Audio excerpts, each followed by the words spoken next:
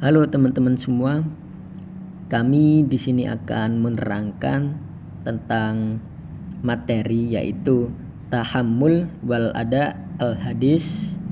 Di sini kami dari kelompok 11 atau bisa disebut kelompok hitam manis. Nah,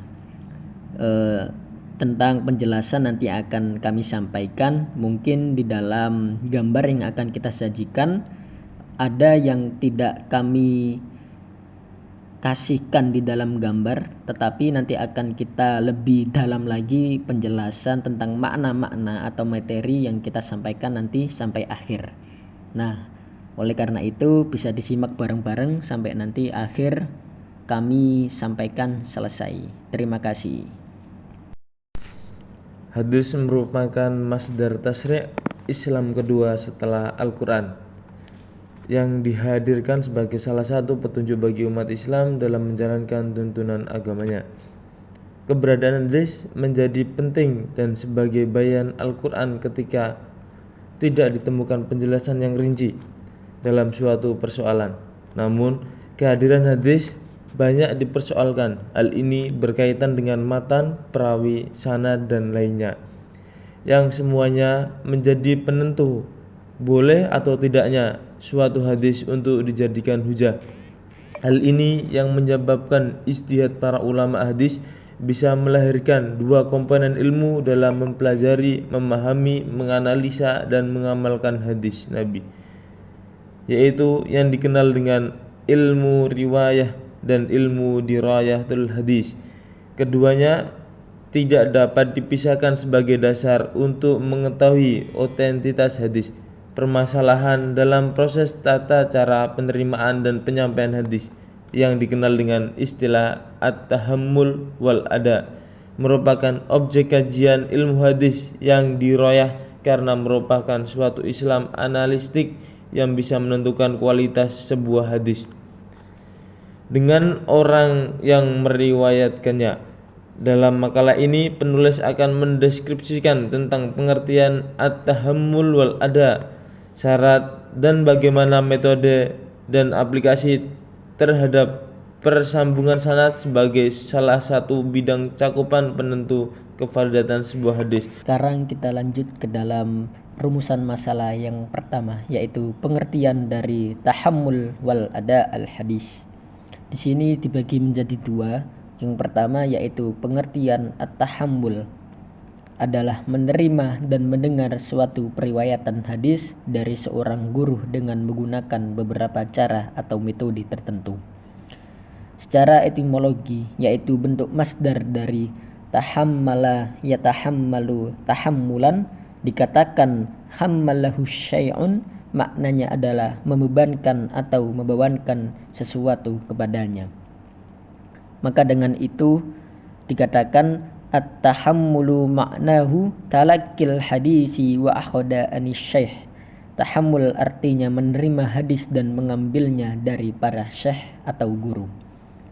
Sedangkan dalam pengertian yang kedua yaitu al-ada, artinya berarti sebuah proses menyampaikan atau meriwayatkan suatu hadis dari seorang guru kepada orang lain. Secara etimologi yaitu bentuk masdarnya dari adda yuaddi adaan, maknanya berarti menyampaikan atau melaksanakan.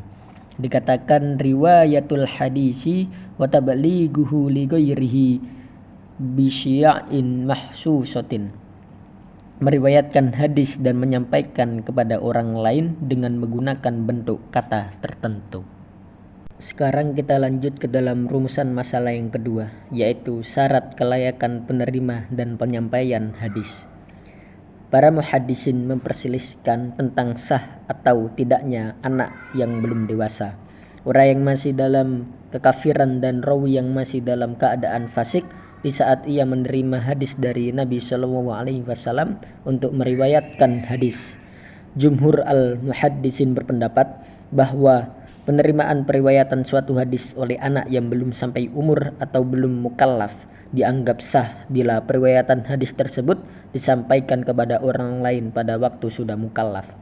Hal ini didasarkan kepada keadaan para sahabat tabi'in dan ahli ilmu setelahnya yang menerima periwayatan hadis seperti Hasan, Husain, Abdullah bin Jubair, Ibnu Abbas, Nu'man bin Bashir, Salib bin Yazid dan lain-lain dengan tanpa mempermasalahkan apakah mereka telah balik atau belum.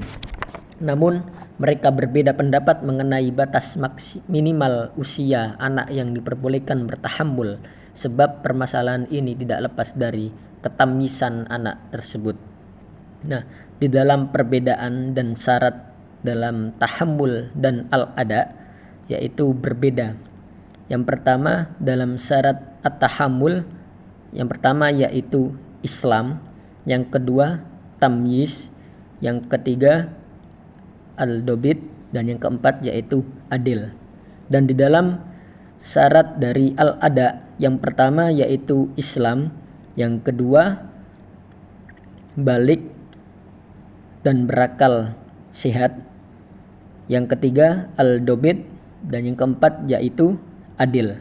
Nah, di dalam perbedaan tersebut terjadi di dalam poin 2 antara tamyiz dan juga balik atau berakal sehat.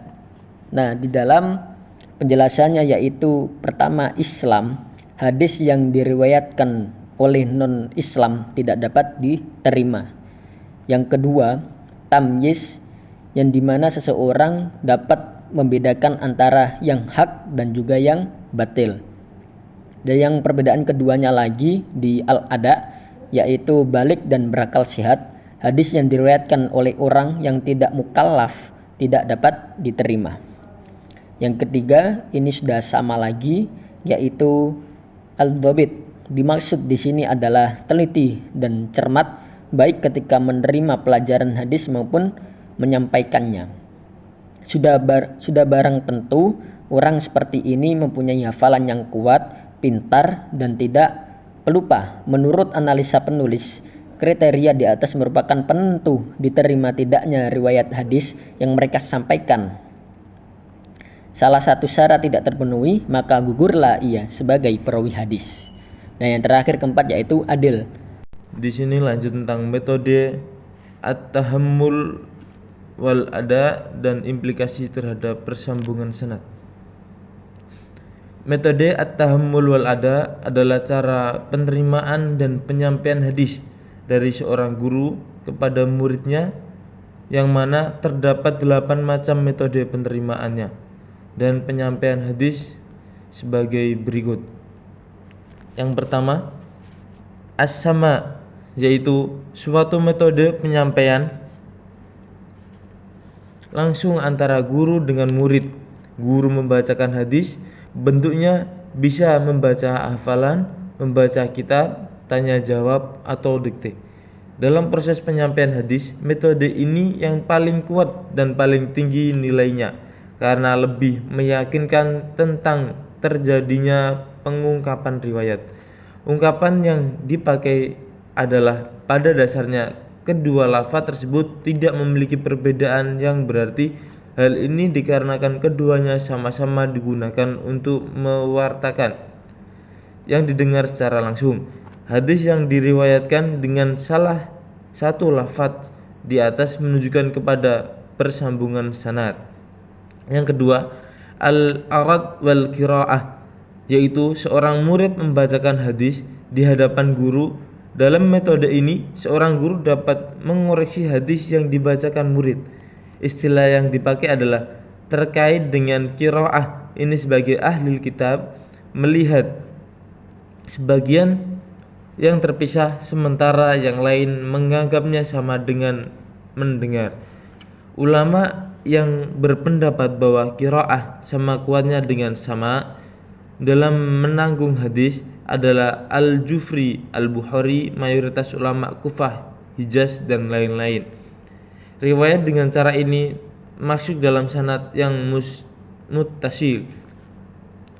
Yang ketiga, al-ijazah, yaitu pemberian izin seorang guru kepada murid untuk meriwayatkan hadis tanpa membacakan hadis satu persatu. Istilah yang dipakai adalah mengenal pembagian ijazah. Dalam meriwayatkan hadis, para ulama berbeda pendapat. Ada yang mengatakan dibagi menjadi 8, Ada juga yang membaginya menjadi 9 dan sebagainya. Namun di sini hanya menyajikannya dalam 5 kategori saja. Yang pertama, guru memberi izin kepada seorang tentang untuk riwayat tertentu seperti yang dia mengatakan, saya memberi ijazah kepadamu meriwayatkan Sahih Bukhari. Kategori ini adalah sebagian ijazah tanpa munawwalah yang paling tinggi. Yang kedua, guru memberi ijazah kepada seorang tertentu untuk menerima riwayat yang tidak tertentu seperti dia mengatakan, saya memberi ijazah kepada Anda untuk meriwayatkan hadis-hadis yang saya dengar. Yang ketiga, guru memberi ijazah kepada orang yang tidak tertentu dengan riwayat yang tidak tertentu seperti saya memberi ijazah kepada seorang di zaman saya untuk meriwayatkan hadis-hadis yang saya dengar. Yang keempat, guru memberi ijazah kepada seorang yang tidak diketahui atau riwayat yang tidak diketahui seperti memberi ijazah kepada orang untuk meriwayatkan kitab sunnah sedangkan diriwayatkan kepada kitab sunnah, atau saya memberi ijazah kepada Muhammad bin Khalid al-Dimashqi padahal banyak orang yang mempunyai nama ini. Yang kelima, guru memberi ijazah kepada orang yang tidak ada. Contohnya, saya memberi ijazah kepada si fulan dan anak yang akan lahirkan. Hukum untuk bagian pertama di atas adalah sahih menurut pendapat mayoritas ulama dan dipakai secara berterusan serta harus meriwayatkan dengan cara ini dan beramal dengannya. Beberapa kumpulan ulama pula menganggap cara ini tidak tepat dan ini salah satu dari dua pendapat yang diunukilkan dari Imam Asy-Syafi'i. Sementara bagian-bagian ijazah yang lain khilaf tentang keharusan memakainya. Bagaimanapun penerima dan periwayatan hadis dengan cara ijazah merupakan penerima lemah dan belum pantas untuk langsung menerimanya. Yang keempat, al-munawwalah, yaitu seorang memberitahukan satu atau beberapa buah hadis atau kitab hadis kepada orang lain. Para ulama membagi al-munawwanah dalam bentuk A. Al-munawwanah yang disertai ijazah seperti seorang mengatakan, ini kumpulan riwayat hadisku yang aku dengar dari fulan, maka riwayatkanlah dariku. B. Al-munawwanah yang tanpa ada ijazah seperti perkataan, ini riwayat hadisku dari fulan, dan dihukumi tidak boleh untuk meriwayatkannya pada orang lain. Untuk yang kelima yaitu al-mukatabah, yaitu seseorang memberi catatan hadis kepada orang lain. Ulama hadis membaginya menjadi dua macam. A. Al-mukatabah yang disertai ijazah seperti perkataan, aku ijazahkan hadis yang aku tulis ini. Ini dihukumi sahih dan sigot al-ada yang dipergunakan. Yang B. Al-mukatabah tanpa ijazah seperti guru menulis surat yang berisi hadis Nabi SAW tapi tanpa ada ijazah untuk meriwayatkannya dari penulisnya.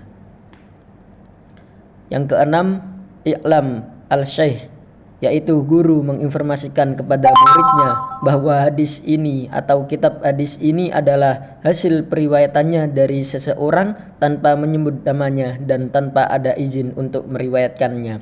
Hukumnya kontroversial, tapi kebanyakan ulama hadis tidak membolehkan meriwayatkannya. Yang ketujuh, al-wasiyah, yaitu guru mewasiatkan buku catatan hadis kepada muridnya sebelum meninggal dunia. Hukumnya boleh karena guru mewasiatkan kitab miliknya, bukan riwayatnya. Namun juga ada yang tidak membolehkannya. Yang terakhir kedelapan, al-wijadah, yaitu seseorang menemukan catatan hadis seseorang tanpa ada rekomendasi untuk meriwayatkan hadis tersebut. Banyak pendapat berkenaan dengan metode al-wijadah. Ulama dari Malikiyah menolak metode ini, sedangkan ulama Syafi'iyah menerimanya. Ulama Malikiyah berpendapat bahwa metode al-wijadah tidak bisa diterima riwayatnya karena metode ini masuk kategori maktub, terputus jalan periwayatannya karena tidak adanya pertemuan langsung antara guru dengan murid. Syekh Al-Bani dalam kitabnya Al-Da'ifah cenderung memasukkan pada kumpulan hadis dhaifnya.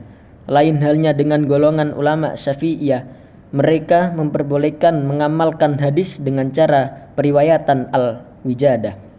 Pendapat ini didukung oleh Al-Nawawi dan Ibnu Al-Salah. Ibnu Al-Salah mengatakan, inilah yang mesti dilakukan pada masa-masa akhir ini, karena seandainya pengalaman itu tergantung pada periwayatan hadis, maka akan tertutuplah pintu pengalaman hadis yang dinukilkan dari Nabi Shallallahu Alaihi Wasallam.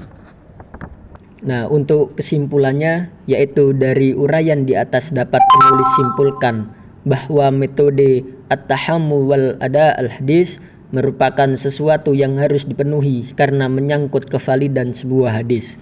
Dalam menerima hadis tidak diisyaratkan seseorang harus muslim dan balik, namun ketika menyampaikan diisyaratkan harus Islam dan balik.